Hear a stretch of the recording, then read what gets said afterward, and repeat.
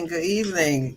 Thank you. This is Regina Smithwick, the host of Let's Talk, the Business Spotlight Edition. And once again, I want to thank you for joining us this evening. We have been blessed today to have another fabulous guest on our show this evening. I would like to introduce to you Rich Lewis. Rich, you want to say hello to the Let's Talk crew? Sure. Hello, everybody. Thanks for having me on. I appreciate it. Hopefully they get some helpful information today. Yes, we got some interesting things to talk about today. And one thing that really intrigued me with you is your take on prayer and a certain type of prayer. And we're going to talk about that because that's what your book is about. And we'll get into all that in a moment. But just before we get started, kind of tell me your why. Like, why did you get into what you're doing and doing like centering prayer? Sure. I guess I stumbled across centering prayer. I'd always been interested. I'd always found silence fascinating and solitude fascinating. Mm-hmm. I just didn't know what to do in the silence and solitude. I had read books by a gentleman by the name of Carl McColman back in 2011, 2012, and he talked a lot about silence and contemplative prayer and how powerful and healing and transforming it was. Mm-hmm. I remember him sharing a practice. I since learned he does practice centering prayer. So at that time, I would just sit in silence and try it for a few minutes at a time on a daily basis. And I remember it being brutal and difficult and painful. And I felt like I was sitting for an eternity. But then I was simply looking on Amazon for a book to read in late 2013. Mm-hmm. And I found a book called Healing the Divide, Recovering Christianity's Mystic Roots by a gentleman by the name of Amos Smith. And in his book, as I began reading it, he talked about a practice called centering prayer that he had been doing for about 15 years of sitting in the silence. And it really was considered meditation and developing a deeper relationship with God beyond words, thoughts, and images, where you're just sitting in silence. So that really intrigued me, and I began practicing it myself. I reached out to him and we began a back and forth email dialogue and really became friends. In fact, we talk about once a month. I'm going to talk to him this Friday. Oh, nice. But it was, I'm going to say the Spirit, God nudged me in that direction and knew that I wanted to be able to sit with God and not give up my other ways of praying verbally. Right. But this is just a different way to pray, where you're sitting with God, really, as my book says, sitting with God. Yeah. So that's really how I began seriously practicing centering prayer really in June of 2014, as much as possible. Since then, twice a day for 20 minutes. But it was Amos Smith's book's fault that I found it. But no, it's a good thing. I came across that practice and it just resonated with me. And now I simply want to share it with others because it's been so healing and transforming and just produced a lot of fruits in my life that I want to share this practice with others in case it can help them as well. Yeah, and centering prayer, when the first thing you said is being silent. I don't think most people don't sit silent. It's some type, especially these days with all this technology around us, it's kind of like so easy for you to pick up a phone or a tablet or, you may think that's silent because you're not talking and you're doing something. But for you to really center prayer, it's like kind of like, is it centering yourself, like your internal sitting kind of thing? And you kind of just sitting. I don't think a lot of people could do that. I think that's going to be a practice that's going to be something you have to do a little at a time, right? So you can do maybe 30 seconds and kind of build up that sound centering prayer. So how would you tell a person who's interested in centering prayer how to start? Sure. And why don't I first just describe what it is and how you do it, and Sure. then I'll answer that question as well. Sure. And of course, yes, I would encourage people to take baby steps. So not take a 20-minute silent sit the first time you've ever done it. You may never do it again because. So, centering prayer itself has been around for 50 years. It was actually created in the early 1970s by three Trappist monks. So actually 3 Catholic priests saw other forms of meditation happening, and they wanted something for the Christian community. And one of them, Father William Meninger, was reading I believe it's a 14th century classic book called The Cloud of Unknowing. And as he read it, kind of a method of silent prayer jumped off the pages, and he began talking with the other 2 priests, and they began refining this practice. and then they rolled it out to the other clergy and the public. And then in 1984, created the Contemplative Outreach organization, which has a website called contemplativeoutreach.org. And that's really the main centering prayer organization, where you can find a ton of resources and groups all over the world that practice together in a building or via Zoom. Nowadays, a lot of people are doing things via Zoom, but you can find a group almost anywhere, whether in the US as well as internationally. So that's a little bit of the history. And then the practice, it's considered meditation because it's silent, wordless, where you're sitting doing nothing. And it's considered meditation, but also a relationship with God, because during centering prayer, we believe we're opening to the presence and actions of God within us during this time. And how you do a silent sit is you sit comfortably, close your eyes, and then to begin your silent sit interiorly, you introduce a sacred word of one or two syllables. So it could be God, Jesus, ocean. It could be a color. You introduce that word just to signify I'm now sitting with God, and this is my intention to sit with God and open to the presence within. And then as you're sitting there, when you begin daydreaming and thinking about all the things you did before your practice, or thinking about the errands you're going to run after your practice, Exactly. you realize now I'm not sitting with God or the present moment. I'm sitting with myself and my plotting and planning. You reintroduce that sacred word, let go of your engaged thoughts, and then let go of the sacred word. So whenever you engage your thoughts in that manner, you use your sacred word just to come back to the present moment. And then you let go of that word as well. So it's a constant, when needed, returning to God and the present moment. And that's how you do the practice, however long you're doing it, whether it's 1 minute, 5 minutes, 10 minutes, 20 minutes. But that's how you do the practice. And then to answer your question before all of this, if you're a first-time practitioner, you may not want to try 20 minutes. You might want to just try, I would say make it the first thing you do when you begin your day, and do it for 1, 2, 3, 4, 5 minutes, and then resume, and then begin your day. And try this for perhaps 30 days and see how you feel about it. And if it seems to be something that resonates with you, increase the time slowly to 10 minutes or 15 minutes and maybe even 20 minutes. And then once you have that down, add a second sit at some point later in the day, whether it's before lunch or before dinner or in the evening, because you're kind of constantly refilling the interior reservoir and stilling yourself and letting go of thoughts and coming back to the present moment. So you're kind of, you take the gesture of letting go. Over time, you'll notice like the letting go you do in centering prayer kind of comes with you outside of your practice, where you learn to let go of things that don't require your attention and hone in and focus on the things that do. So that's a little bit about the history, 50 years practice, how it was developed, and how one should, how you do it. And then for people that are new to it, maybe taking the baby steps on the practice. Yeah, because and when you said the sacred word, that's what I was going to ask you. Like, how do you do that? Because it seemed like you will be thinking about everything else. It said, maybe the first 10 seconds you make a hold on, and then after that you're going like, I'm supposed to be doing something. I'm just sitting here. So you have to kind of train yourself to sit and sit in peace and sit in stillness with yourself and with God without any interruptions. So that takes practice. And I'm going to actually try it. I'm going to do a minute in the morning before I move. And I'm going to use a centering word and see, and I will keep you posted on it. I'm going to do it. Great.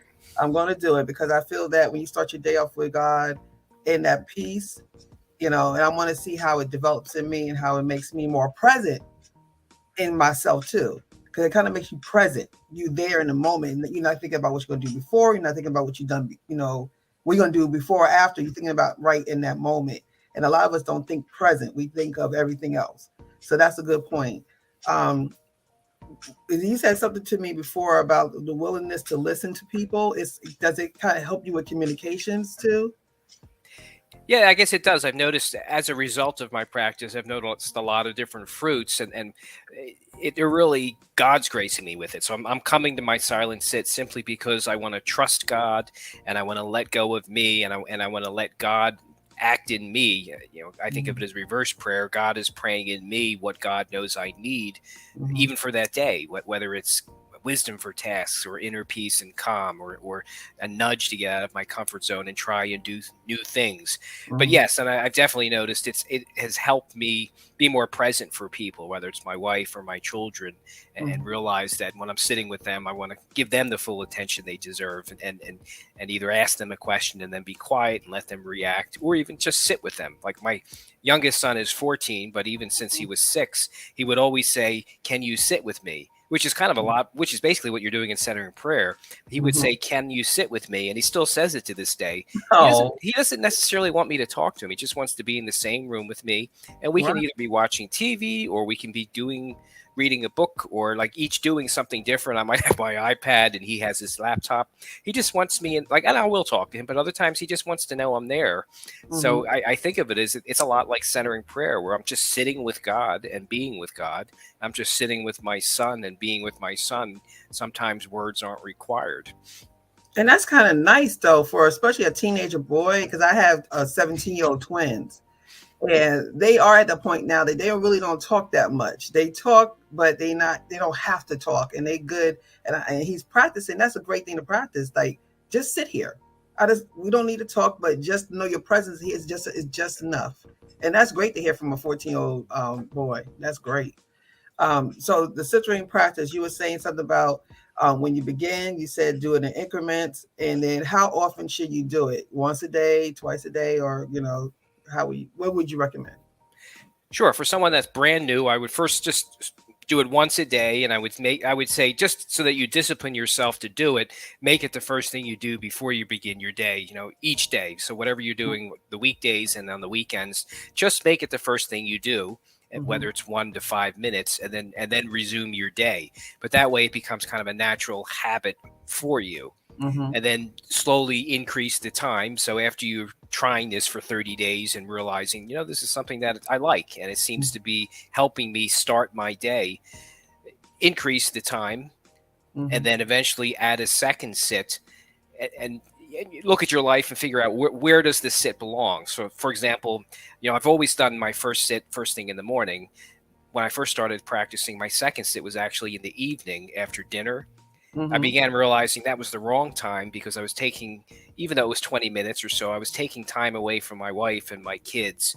Mm-hmm. So I actually then moved my second sit, I thought, to before lunch. And this was pre-COVID, so at that time I was actually working in an office building. So my Mm-hmm. second sit was actually in my car. I actually would leave my desk and sit in my car and do my second sit and come back in and eat lunch. And that way my second sit was not taking time away from my family, that it was taking away in the evening. So you can look at your life and put your sits where they belong. But maybe for the sheer idea of discipline and making sure you do one, at least make the first one first thing in the morning, because maybe you're more apt to keep that habit going. Yeah, when you first open your eyes in the morning. I think too, when you're new to something like this, it's going to be different for other people in your life, in your house, for you to, announce, well, I got to go do my prayer, or you just walk away and just go sit down somewhere, and somebody's like, what's wrong? You okay? Wait, why are you not saying that? Like, because people are not used to people not saying anything, to just sitting still. So I guess in the morning, nobody's around you. You open your eyes, you can close your eyes and just do it. I think it'd be a better fit for you to get used to. So, like, when you started doing center and prayer with your family, did you announce you was doing the center prayer? You had to leave, or you just kind of just left and just did it and came back and they didn't notice? Like, how did it go in your house when you first started doing it? No, that's a good question. Well, I guess when I first, it was in pre-COVID, everybody was sleeping, so they didn't even know I was doing it. I was doing it in a separate room in our bedroom at like 5:30, quarter to 6 in the morning. So Mm-hmm. everybody else was sleeping, so they weren't missing anything and they weren't wondering where I was. For dinner, I would just, for the one I was doing it after Mm-hmm. dinner, I would just tell them. And then actually, the interesting part is my two children.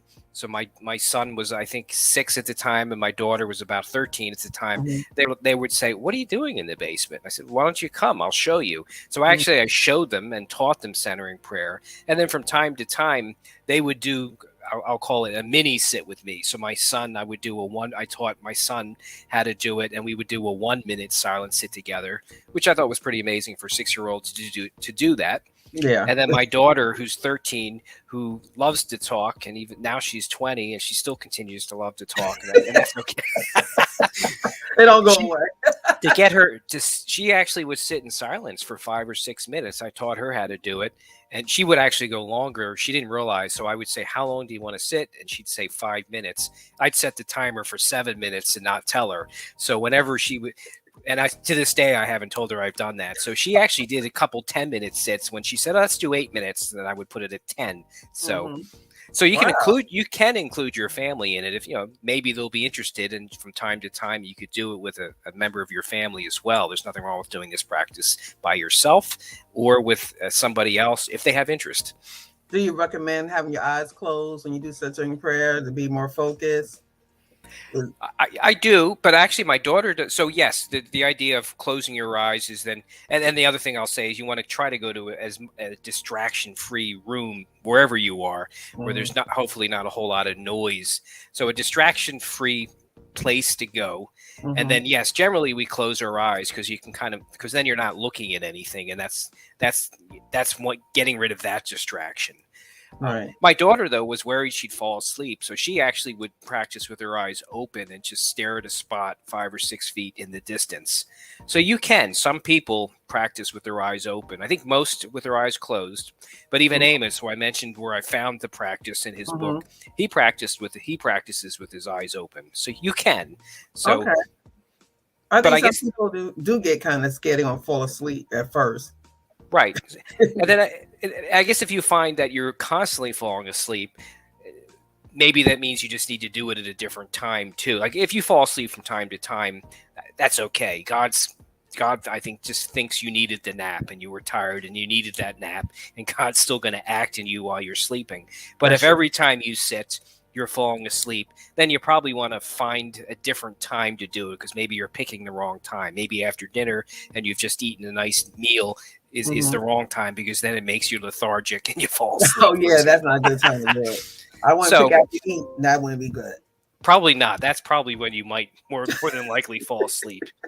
I know. And like you said, sometimes you don't realize too when you do that. Sometimes we run, we run, we run, we run. And this is the reason why I wanted you on this show, because I wanted to, like, I always like to motivate, empower, and uplift my audience in these techniques and in these things that we can do to make ourselves better and more centered and have more of God in our lives. And this is a great opportunity for this to happen, is to have God in your life.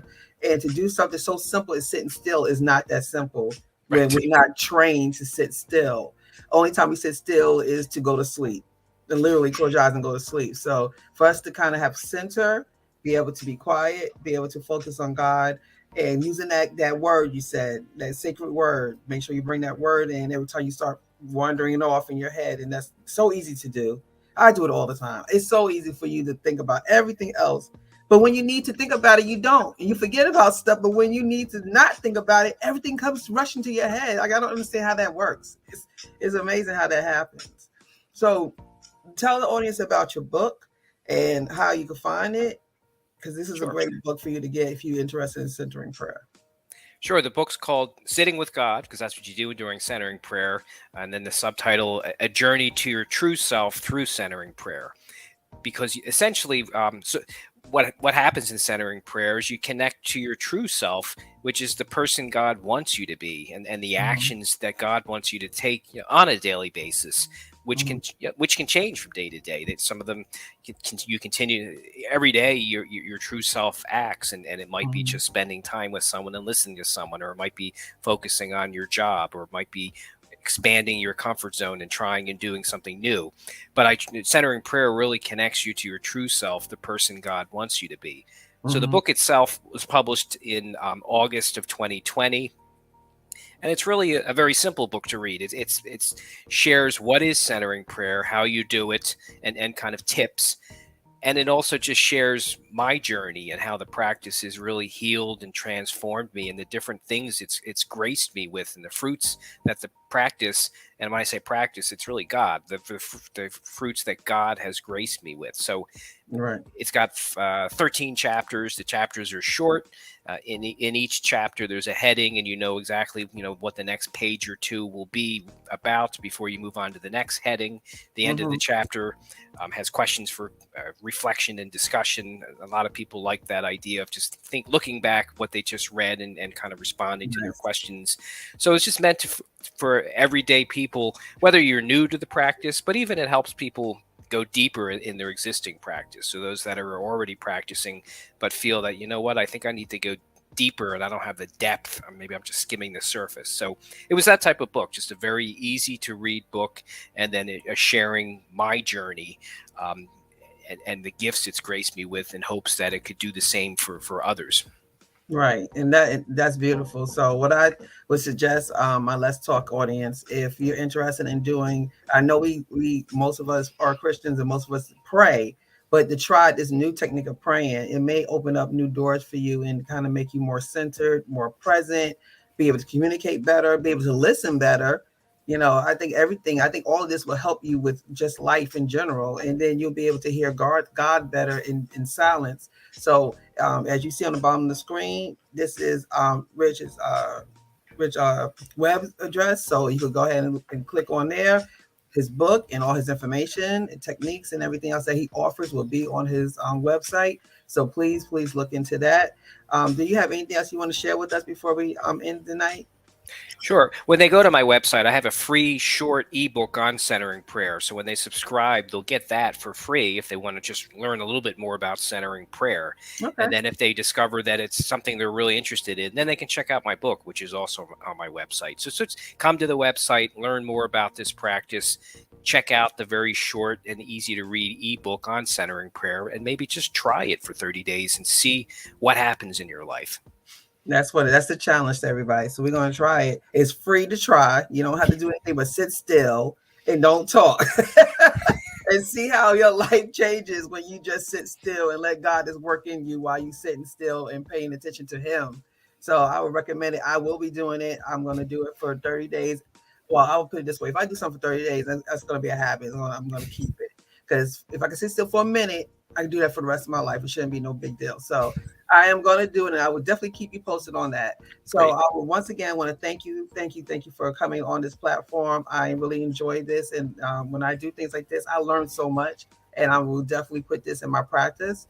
And anybody out there that would love to talk about your business and talk about your products and services, this is what I do. I am here to serve. So if you want to become one of the guests on this Let's Talk Business Spotlight, please contact me. You can contact me through all my channels of Let's Talk 1943. So my web address is www.letstalk1943.com, and you'll be able to actually send me a contact information, and I will definitely get back to you, and we could do what we're doing right now with Rich. So until next time, this is Regina Smith, with host of Let's Talk. This is a business spotlight edition, and we are here to uplift, empower, and motivate. So until next time, God bless. Thank you.